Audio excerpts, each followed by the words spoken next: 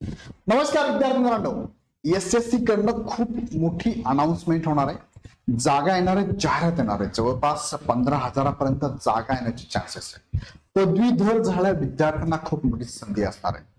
So जे विद्यार्थी पदवीधर आहेत त्यांनी हा व्हिडिओ शेवटपर्यंत बघा. या ठिकाणी पदवी असणारे विद्यार्थी फॉर्म भरू शकता आणि पदवी स्पेशल विषयात जर असेल तर ते विद्यार्थी सुद्धा वेगळ्या पद्धतीने फॉर्म भरू शकता. सो कॉम्पिटिशन तुमची ही डिवाइड होणार आहे.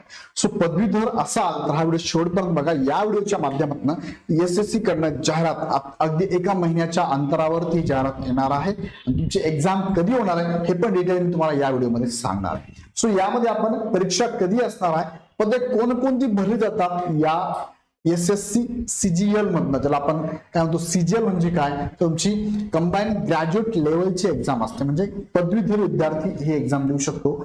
सॅलरी किती असते साधारणतः, यामध्ये वेगवेगळ्या पोस्ट आहेत, कोणत्या सॅलरी, कोणत्या पोस्टला कशी सॅलरी आहे आणि काय पात्रता, हे सगळं बघितल्यानंतर एक तुम्हाला समजेल की मी या एक्झामसाठी फॉर्म भरू शकतो का. तुम्ही जर फॉर्म भरू शकत असाल ह्या सगळ्या माहितीच्या आधारे तर नक्कीच तयारी लागा, कारण एक्झामची डेट सुद्धा टेंटेटिव्ह डिक्लेअर झाली आहे आणि इग्नाइट अकॅडमीची टीम यासाठी काम करते. इग्नाइट अकॅडमी कडनं यासाठी बॅचेस चालू केल्या बघा. CHSL ची पण आता जाहिरात आलेली आहे. फॉर्म भरण्याची प्रोसेस चालू आहे. 7 मे लास्ट डेट आहे. तो पण फॉर्म तुम्ही जर भरू शकत असाल 12वीच्या बेसवर तो पण भरा. त्याच्यानंतर पदवीच्या बेसवर पण आपली परत एक बॅच चालू होते, ती म्हणजे CGL साठीची. सो त्या बॅच मध्ये सुद्धा तुम्हाला फी स्ट्रक्चर फार कमी असणार आहे. ही बॅचचं स्ट्रक्चर एवढ्या 2 दिवसात तुम्हाला मी डिक्लेअर करतो. सो त्याची पण तयारी तुम्ही चालू ठेवा. आता जर मुख्य मुद्द्याकडे, ही जी ऍड जर आपण बघितलं बघा, एसएससीचं स्टाफ सिलेक्शन कमिशनचं 2024-25चं टेंटेटिव्ह शेड्यूल आहे आणि त्यामध्ये कंबाईन ग्रॅज्युएशन लेवल एक्झामिनेशन, ज्याला आपण सीजीएल म्हणतो, ज्याला आपण सीजीएल आणि नंतर ई एक्झामिनेशन म्हणजेच कंबाईन ग्रॅज्युएट लेवल एक्झामिनेशन म्हणतो. टियर 1 ही एक्झाम 2 टप्प्यात होते, टियर 1 टियर 2. टियर 1 ची जाहिरात येणार आहे. कधी येणार आहे, ही कम्प्युटर बेस्ड एक्झाम असणार आहे, ऑनलाईन एक्झाम असणार आहे. डेट ऑफ ऍडव्हर्टाइजमेंट असेल 11 जून.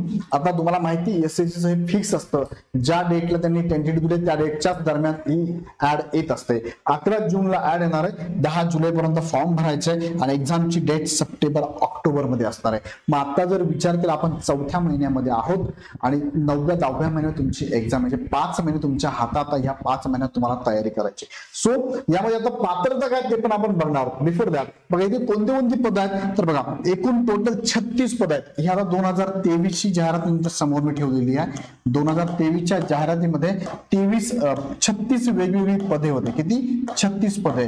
मग ह्या पदानुसार त्यांचं सॅलरी स्ट्रक्चर पण तुम्हाला मी सांगतोय. लक्ष द्या इकडे. आता फॉर एक्झाम्पल हे आहे पद, तुमचं पे लेवल काय 8 म्हणजे 47,800 पासून 1,51,100 पर्यंत.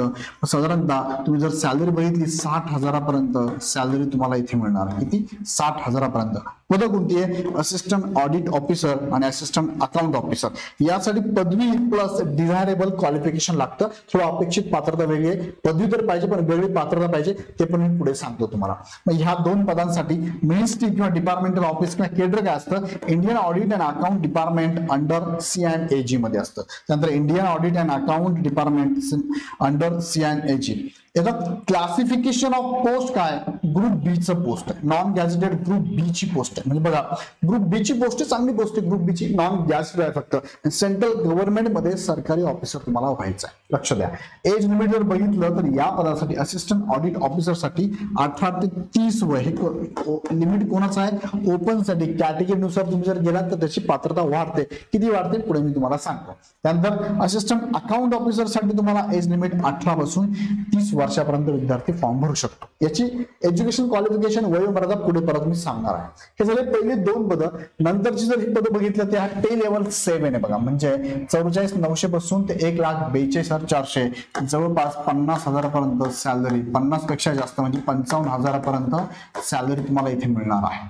यात किती हे पद आहे? हे टोटल बघितले 3 पासून 17 पर्यंत हे पद आहे. त्यामध्ये असिस्टंट सेक्शनल ऑफिसरचे हे पद आहेत जवळपास इथपर्यंत. फक्त डिपार्टमेंट मात्र वेगवेगळी तुमची. Assistant sectional officer, inspector of income tax CBDT कडनं बघा, इन्स्पेक्टर सेंट्रल एक्साइज, नंतर inspector preventive officer, inspector examiner, assistant enforcement officer, sub inspector, inspector post आणि इन्स्पेक्टर, हे सगळी जर पदं बघितली बघा सगळी ग्रुप बी ची पोस्ट आहे. सगळी काय ग्रुप बी ची पोस्ट आहे, चांगली पोस्ट आहे. त्यामध्ये फक्त इथे डिपार्टमेंट फक्त वेगवेगळी आहे आणि एज लिमिट प्रत्येकासाठी बघा 20 ते 30, 18 30, 20 30, 20 30, 20 30, 18 30, 18 30, 18 30, 18 30, 18 30, 20 30, 18 30, 18 30, हे ओपनचं एज लिमिट लक्षात घ्या. तुम्ही आता जेव्हा फॉर्म भरायचा तेव्हा तुम्हाला ऑप्शन असणार आहे कशासाठी तुम्ही ऍप्लिकेबल आहात, वयात बसताय आणि ग्रॅज्युएशन तुमचं एज्युकेशन बसतात. आता हे जी पदं आहेत या सगळ्या पदांसाठी एनी ग्रॅज्युएट विद्यार्थी चालणार आहे. काय एनी ग्रॅज्युएट, कोणताही ग्रॅज्युएट झालेला विद्यार्थी इथे फॉर्म भरू शकतो. 15,000 पर्यंत व्हॅकन्सी येण्याचे चान्सेस. मी 15,000 का म्हटलं ते पण मी पुढे सांगतो तुम्हाला. त्यानंतर पुढे आहे पे लेवल बघा, इथे काय लेवल 6 आहे. लेवल 6 35,400 पासून 1,12,400 साधारणतः 45,000 पर्यंत तुम्हाला इथे सॅलरी मिळणार आहे. पद कोणती बघा, assistant section officer, executive assistant.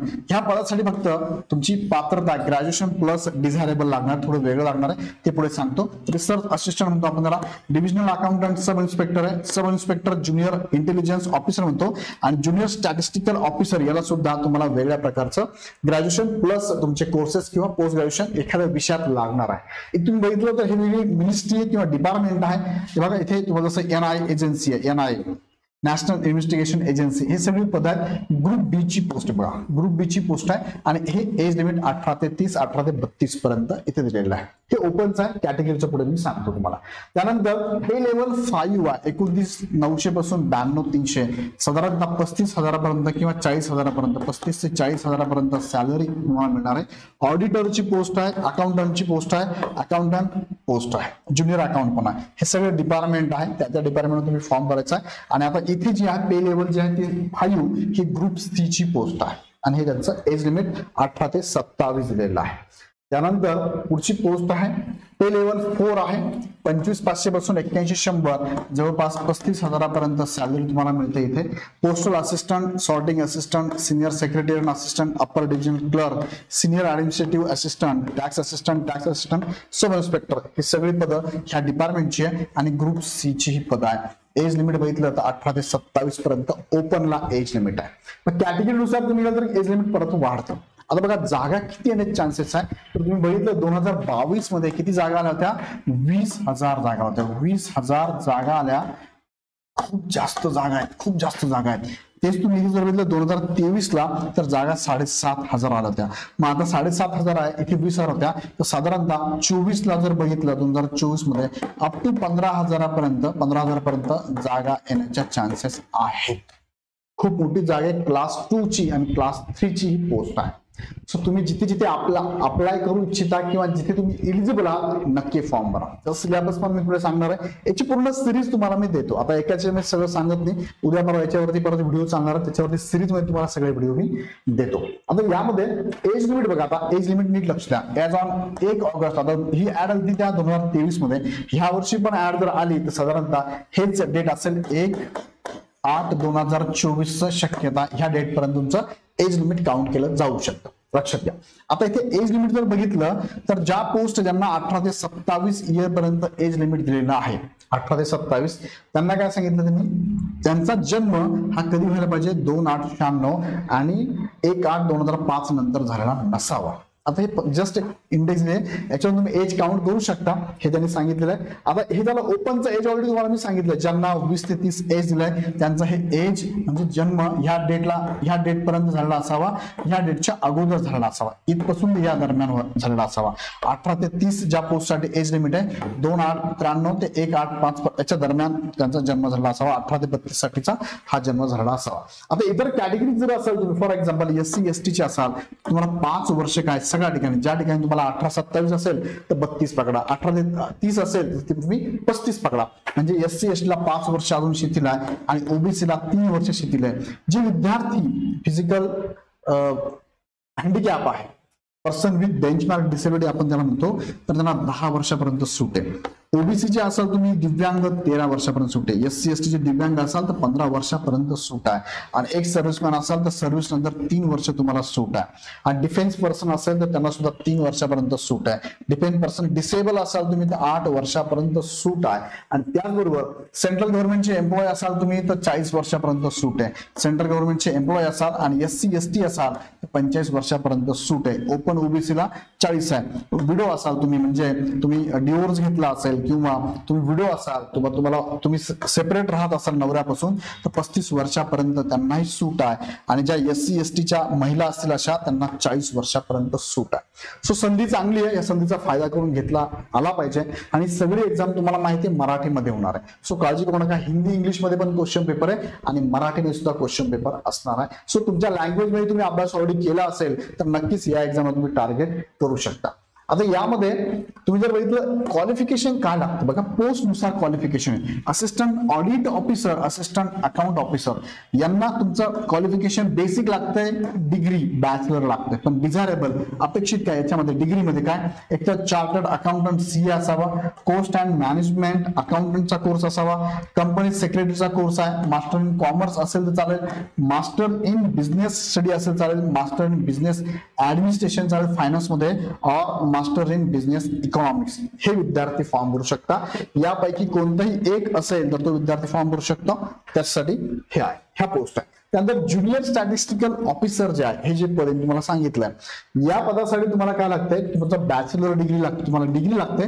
Degree plus तुम्हाला काय लागतंय तर ऍटलीस्ट 60% मार्क्स इन मॅथमॅटिक्स 12वी म्हणजे 12वी स्टँडर्डला तुमचं मॅथ असावं लागेल आणि त्या मॅथला कमीत कमी तुम्हाला 60% मार्क असाल तर तुम्ही ह्या पोस्टसाठी अप्लाय करू शकता. किंवा त्यांनी काय सांगितलं और bachelor degree in subject with statistics हा सब्जेक्ट तुम्हाला जर असेल डिग्री लेवलला तरी तुम्ही फॉर्म भरू शकता.